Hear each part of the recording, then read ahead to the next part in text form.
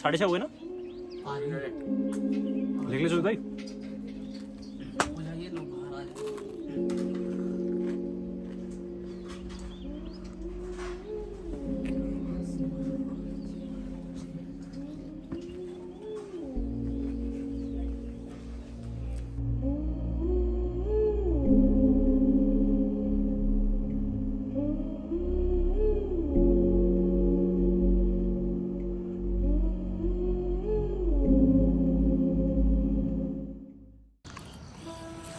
Good morning दोस्तों, अभी हम लोग हैं ओली में। तो थोड़ा सा कॉन्टेक्स्ट दे देता हूँ। देहरादून से निकले हैं, हम निकले हैं वैली ऑफ फ्लावर्स ट्रैक के लिए। कल शाम को पहुँचे ओली जोशीमठ के पास। रास्ते इतने ज़्यादा ख़राब नहीं थे अभी तक तो। अब जितनी ज़्यादा बारिश होगी उसके हिसाब से, तो अगर आप आ रहे हो तो देख कर प्लान करना। बाकी हम लोग आज ओली से निकलेंगे गोविंद घाट के लिए, और गोविंद घाट से सीधा ट्रैक घांगरिया। हमारा गोल है वैली ऑफ फ्लावर्स और Hemkund Sahib track. It is, or these treks are one of the most beautiful treks in Uttarakhand, especially in monsoon season. तो अभी पहले यहाँ से निकलते हैं, नाश्ता वाश्ता करते हैं और बाकी सफ़र की बातें सफ़र में मिलते हैं।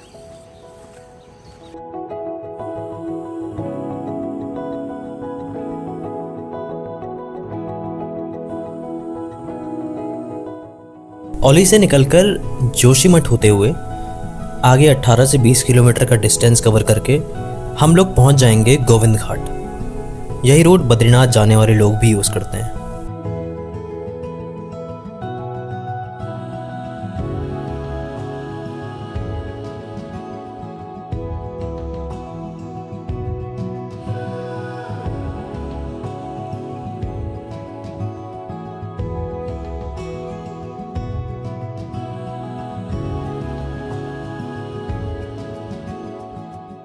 गोविंद घाट से 3-4 किलोमीटर आगे पुलना गांव है। अब गांव तक रोड की कनेक्टिविटी तो है, लेकिन आगे पर्सनल 4 व्हीलर्स अलाउड नहीं है। तो बस 3-4 किलोमीटर का ये डिस्टेंस लोकल जीप में तय किया। यहाँ गाड़ी के सहारे हम लोग पहुँच गए पुलना गाँव तक। अब पुलना गाँव से आए घांगरिया का 11 किलोमीटर का ट्रैक शुरू करते हैं। अभी मॉनसून भी अपने पीक पर है और इसी के चलते पहाड़ों की हरियाली देखते ही बनती है। इन ट्रैक्स पर आना मुझे घर वापसी जैसा लगता है। कितनी भी बार आऊं, यहाँ आने की खुशी हर बार घर आने जैसी। हेलो गाइस, मेरा नाम है सुमित नाना, मैं हूँ टीम स्काई एक्स टी। अभी हम लोग हैं वैली ऑफ फ्लावर के ट्रैक पे हमारे ट्रैकर्स के साथ। अभी पहुंचे हम लोग जंगल सिटी, जो कि नीचे पुलना से 2 किलोमीटर है। अभी हमारा आज का स्टे होगा घांगरिया में, और यहाँ से फूलों की घाटी मतलब वैली ऑफ फ्लावर है 12 किलोमीटर।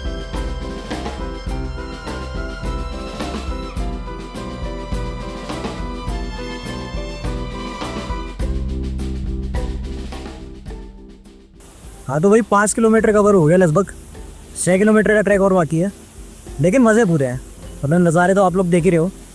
इसके अलावा थोड़ी थोड़ी थकान भी है, लेकिन उससे कोई लोड नहीं है। चल जाएंगे आराम आराम से, शाम तक 4 बजे तक पहुँचते हैं। बाकी साथी पीछे आ रहे हैं, आगे बढ़ते हैं।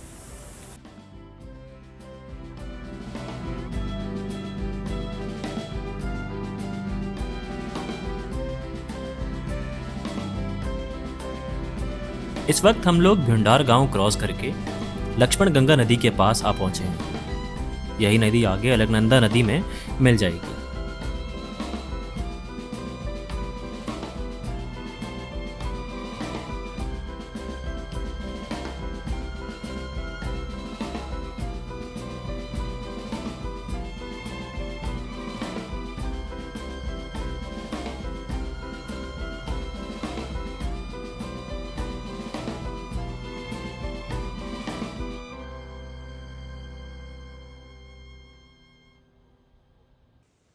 खाना खाने के बाद जो घांगरिया का लास्ट का 4 किलोमीटर है, उसमें से करीबन मेरे हिसाब से 2-2.5 किलोमीटर है, तो थोड़ा स्टीप है।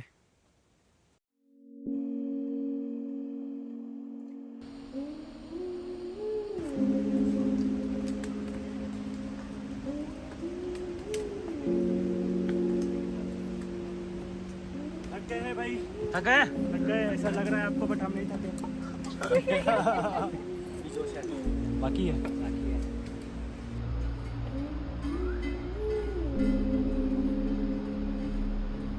यहाँ से आगे घांगरिया का रास्ता काफी शांत और सुंदर है।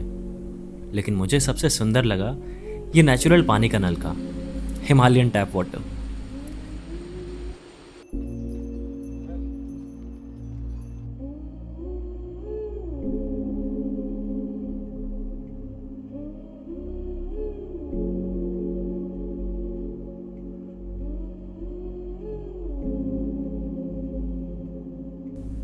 आगे जाके मौसम थोड़ा बारिश वाला हुआ, लेकिन तब तक हम लोग घांगरिया बस पहुंचने ही वाले थे।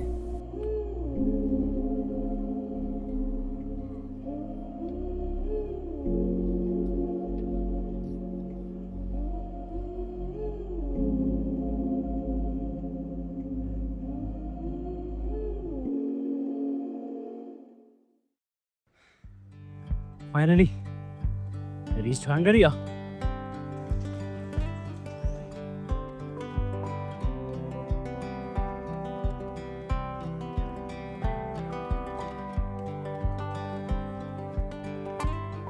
तो घांगरी में आके बस अपना डॉक्यूमेंट्री देखी थी एक वैली ऑफ फ्लावर्स के ऊपर। I recommend that to you as well.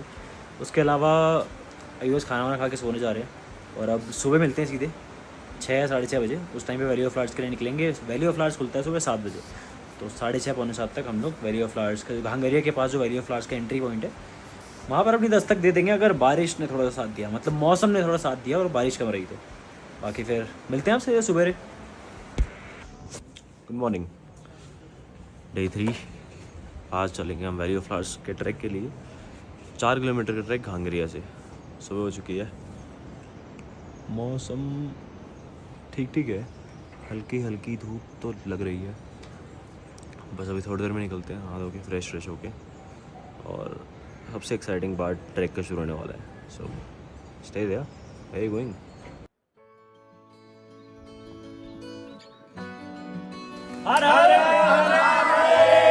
सुबह 7 बजे हमारी पूरी स्काई हाइक की टीम निकल पड़ी है इस छोटे 3-4 किलोमीटर के ट्रैक पर।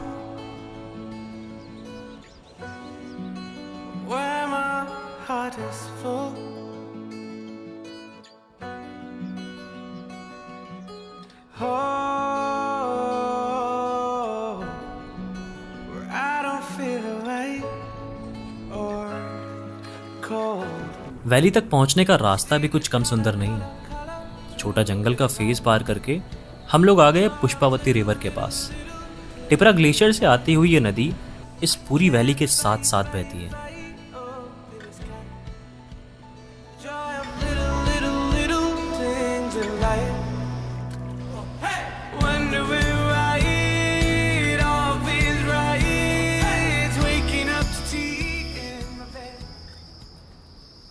आज के ट्रैक को बहुत ज़्यादा लंबा तो नहीं कहूँगा, लेकिन हाँ, पुष्पावती रिवर क्रॉस करने के बाद 1.5-2 किलोमीटर की खड़ी चढ़ाई ज़रूर है।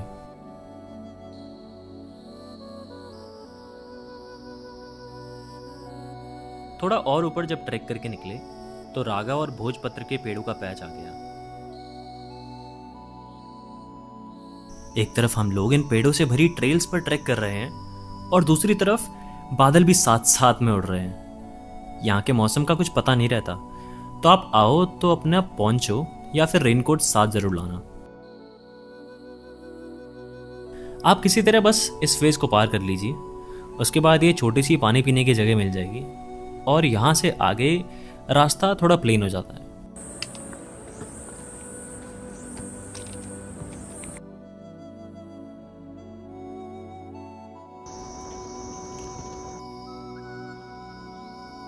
मॉनसून सीजन में इस ट्रैक का कुछ अलग ही रूप देखने को मिलता है। और ऐसा नहीं कि सिर्फ सुंदर, इस वैली की फ्लोरा यानी पेड़ पौधे फूल, इनकी इतनी मेडिसिनल वैल्यू है कि दुनिया भर से बॉटनिस्ट यहाँ स्टडी पर्पस के लिए भी आते हैं। आगे इस कच्चे टीन के ब्रिज को क्रॉस करके पूरी वैली बाहें फैलाए हमारा इंतजार कर रही है।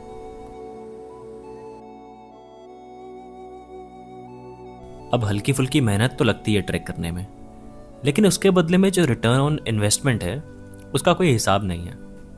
साफ पानी, साफ हवा, शांत माहौल, पेड़, जंगल होने को तो ये बेसिक चीज़ें हैं, लेकिन शहरों के लाइफस्टाइल ने इन सब बेसिक चीज़ों को 21st सेंचुरी की नई लग्जरी बना दिया है। आज इस जगह को हम लोग वैली ऑफ फ्लावर्स के नाम से जानते हैं, जो कि एक यूनेस्को वर्ल्ड हेरिटेज साइट भी है। लेकिन कभी यहाँ के लोगों के लिए सिर्फ भ्यूंडार वैली हुआ करती थी। लोग यहाँ पर अपनी बकरी और बाकी जानवरों को गर्मी के दिनों में चराने के लिए लाते थे। वैसे तो ये वैली अब सिर्फ मई से अक्टूबर तक ही खुलती है, लेकिन अगर इस जगह को असली रूप में देखना है तो जुलाई से सितंबर सही टाइम है। तो इस वैली ऑफ फ्लावर्स के पीछे एक बहुत प्यारी सी कहानी है, और वो प्यारी सी कहानी ये है कि 1930s की बात है। तो कुछ 6 लोग थे and all of them were mountaineers. तो माउंट कामेत का एक समिट होता है जो उत्तराखंड से होता है, and they were returning from that summit after the successful summit. उनका जो प्राइमरी रूट था वो था माणा की तरफ से, माणा पास से होके बद्रीनाथ की तरफ। लेकिन पीक मानसून सीजन था, तो उन लोगों का जो रास्ता था वो ब्लॉक हो गया। Now they had to take a secondary route. अब सेकेंडरी रूट आता है आपका भ्यूंडार खाल के रास्ते, यहाँ पूरा भ्यूंडार वैली की तरफ से। वो लोग पहले इस जगह नहीं आए थे, तो जैसे ही वो भ्यूंडार खाल पास करके ये नीचे वैली की तरफ आते हैं और सामने पूरे क्लाउड्स हैं, और जैसे ही क्लाउड्स हटते हैं वो लोग देखते हैं यहाँ पूरी वैली का वाइड व्यू, और हर तरफ जहाँ देखो दूर दूर तक नज़र फैलाओ सिर्फ फ्लावर्स ही फ्लावर्स, सिर्फ फ्लावर्स ही फ्लावर्स। अब ये भी आप एक कोइंसिडेंस ही मान लीजिए कि उन 6 लोगों में से एक बॉटनिस्ट थे। अब बॉटनिस्ट मतलब जिनको फ्लावर्स वगैरह की काफ़ी ज़्यादा अच्छी एक्सटेंसिव नॉलेज होती है। तो वो लोग जैसे ही नीचे आए, अब बॉटनिस्ट जो भाई साहब थे अपने, उन्होंने देखा भाई यहाँ पे तो मतलब खुशबूदार पौधों से लेके या फूलों से लेकर अपने मेडिसिनल प्लांट्स, हर्ब्स, श्रब्स सब कुछ अवेलेबल था। तो जो फ्रैंकिस स्माइथ थे वो यहाँ पे कुछ दिन रुके, उन सब लोगों ने, उनके पूरे ग्रुप ने कुछ दिन यहाँ पे स्टे किया। Then they track down. This is the story about the discovery of this valley. बाकी हमारे पुराणों में, मतलब हिंदू पुराणों में भी इस जगह को या इस क्षेत्र को कहा जाता है नंदन कानन। नंदन कानन मीन्स इंद्र की नगरी या इंद्र की बगिया या इंद्र का बगीचा। मैं लास्ट टाइम बस यहीं से वापस लौट गया था, लेकिन इस बार थोड़ा आगे और निकल पड़ा, जिसके बाद कुछ ऐसे नज़ारे देखने को मिले।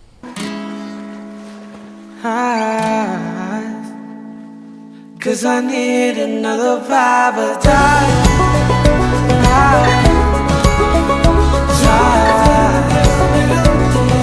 Cause I need another paradise.